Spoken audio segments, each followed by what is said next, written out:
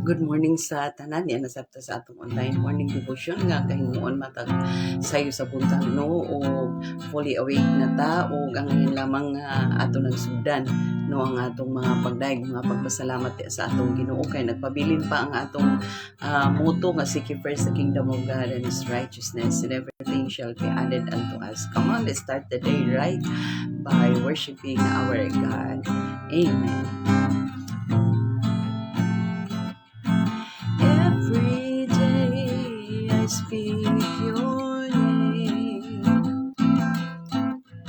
I can feel the strength and power every time I speak your name. How I can do things through you in your name. There is healing in your name. There is life in your name. There is power. There is peace and rest and joy and love.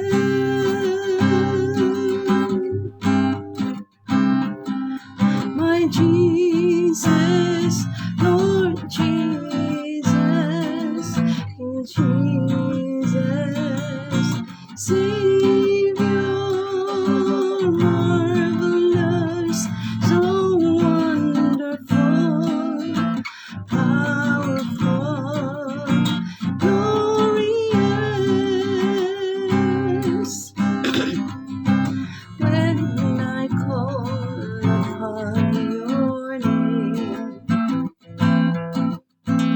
you came right inside me.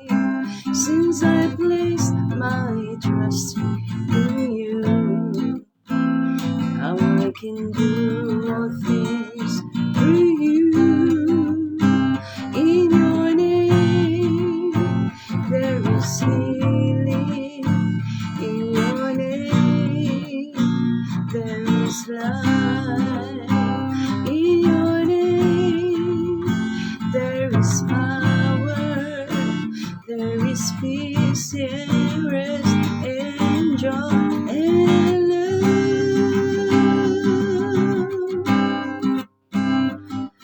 My Jesus, Lord Jesus, King Jesus, Savior, marvelous, so wonderful, powerful, glorious.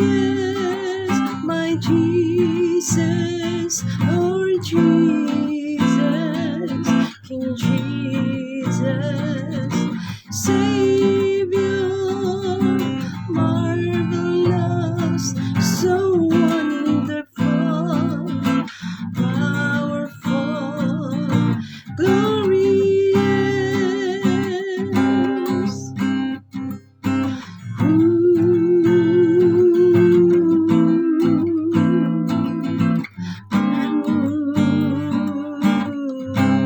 We give praise.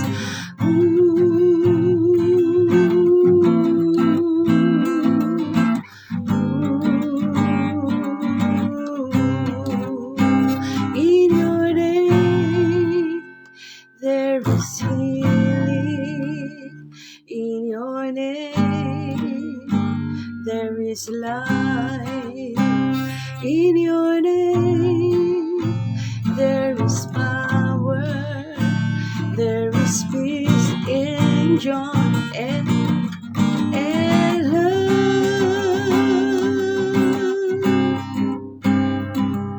My Jesus, Lord Jesus, King Jesus, Savior, marvelous, so wonderful, powerful, glorious.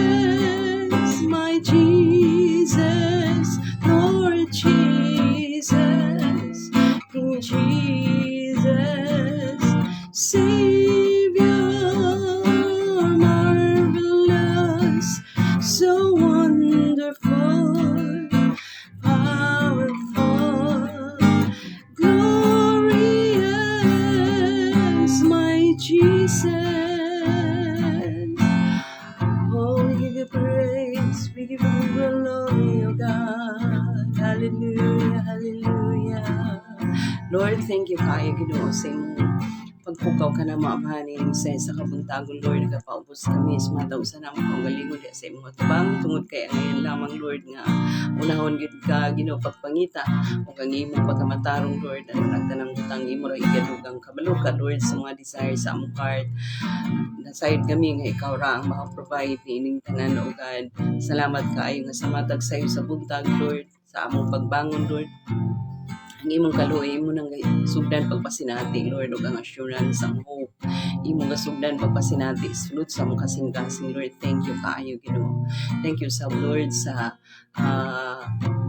pag-ubani mo ka namo, Lord God, sa tibok gabi, God, ni imo kaming gibantayan, ni imo kaming giproteksyonan, ni imo kaming giprovidean, Ginoo, o malinawon, hinanok, nakatulog, O God, o gi-enable nimo kami aron makabangon, Ginoo, o imo kaming gihatagan ining laing matawong nga adlaw na usab, Ginoo, Lord, nga Thursday, O Lord, nga opportunity gid kaayo alang sa Kristohanon nga makapadayon, Lord, sa pag-alagad kanimo, makapadayon sa pagpamuhat sa mga naandang mga bulaton adlaw-adlaw o labos tanan, makapadayon sa pagkinabuhing Kristohanon, Lord.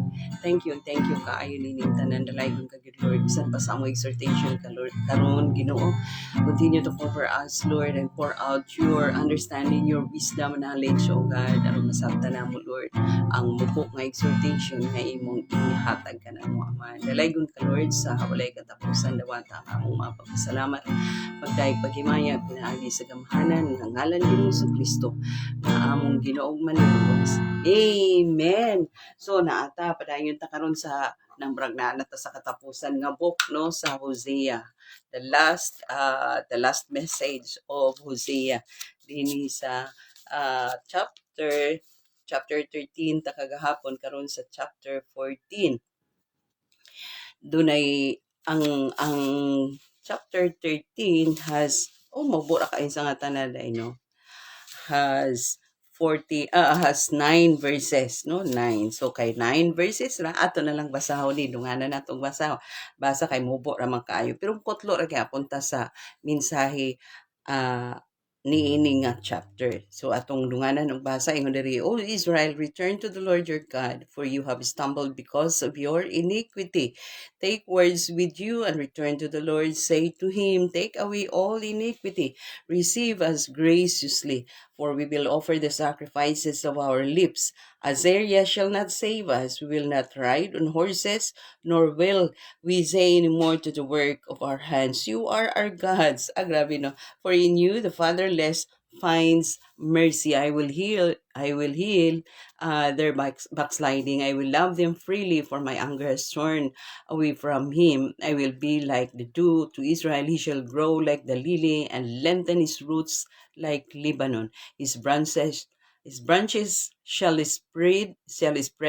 His beauty shall be like an olive tree, and his fragrance like Lebanon. Those who dwell under his shadow shall return. They shall be revived like grain and grow like vine. Their scent shall be like the wine of Lebanon. Ephraim shall say, what have I do to you any more with idols? I have heard and observed him. I am like a green cypress tree. Your fruit is found in me. Sa 9, last verse. Who is wise? Let him understand these things. Who is prudent? Let him know them. For the ways of the Lord are right. The righteous walk in them, but the transgressors stumbled in them. Amaze kay kung may igsoon tungod kay grabe ang daghan kaayo ang mga pahimangno ni Hosea diri sa verse 1 to 3, no. Og daghan pug kaayo ang mga saad ni Lord diri sa verse 4 to verse 7. Atong tan-awon.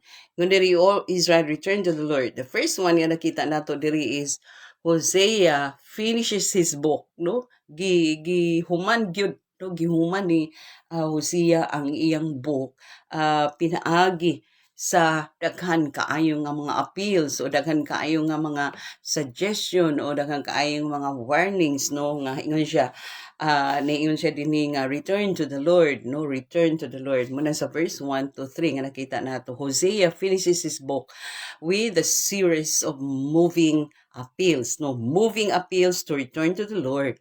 So muna siya ang primero na to nga nakita nga gihuman ni Hosea ang book niya sa daghan kaayo pinagi sa daghan kaayo nga mga apilar niya ngadto sa mga katawan sa Israel. Then the second nga nakita nato di sa verse 4 to 7, bawi pod kaayo no kay diri sa verse 4 to 7 there are astounding no moingon astounding ang akong gigamit nga word tungod kay dili maihapdaghan ka astounding promises of healing and covenant. So dili nato makita no sa 4 to 7 nga ang mga astounding astounding promises, mga saad ni Lord about healing and about covenant. No dinhi makita nato sa verse kita ginato sa verse 4 no nga ingon siya nga ako na dayong ayuhon ang inyong pagka-backslider. Unya, ako mong higugmaon, no? Higugmaon tamo, unya, ang akong kaulit. Ako nang walaon na akong kapungot kaninyo. Dabi, astounding yun kaayo, astounding kaayo. I will be like the Jew. Ang restoration ba? Nga gisaad ni Lord. Una, healing, restoration, no? Unya, ang iyang commitment or covenant will be restored again, and he shall grow like the lily and lengthen his roots like Lebanon, his branches mamunga na dayon no ang ilang mubalik na heal ang land, mamalik na og pamunga ang ilang mga resources no mo prosper na dayon. Those who dwell under his shadow shall return, they shall be revived like grain, no, and grow like the vine, and mga limyo na dahin sila, no, mga limyo na dahin sila, mamahimo na dahin sila nga humot o lami nga bino, mamahimo na inaana dayon ang Israel, no. Unya diri sa verse 1 to 3 grabe kay sa nga tanan ang sulti ni Hosea diri nga giingnan niya, ingnan ninyo ang Ginoo, balik mo sa Ginoo, ingnan ninyo ang Ginoo nga. Then diri sa verse 2, take words with you and return to the Lord. Ingna siya, say to him, take away all iniquity, kuha Lord, Lord kuha. Kinanglan gyud nga mo cry out sila, kuha ang tanan nga mga kadautan namo. Unya dawata gyud mi uban sa imong kaluoy, sa imong gugma. Kay dili na mi mag-offer mga sacrifices nga nagsumikad sa among mga habil, unya dili na namo nor will we say anymore to the words of our hands, you are our God. Dili na mi mag offer mga sacrifices nga gikan sa among mga ngabil nga moingon mi sa among mga baal, moingon mi sa among mga idols nga ikaw ang among Dios, no? Ana ba? So giingnan ni Hosea ang mga katawan, inanian ninyo pa istorya ang Ginoo. Balik mo sa Ginoo, inania pa istorya pasaylo ami, no? Mo nang naa ang thought nga nakita nato sa verse 1 to 3, no, that Hosea finishes his book with a lot of or a series of moving appeals to the people to return, no, for the people to return to the Lord.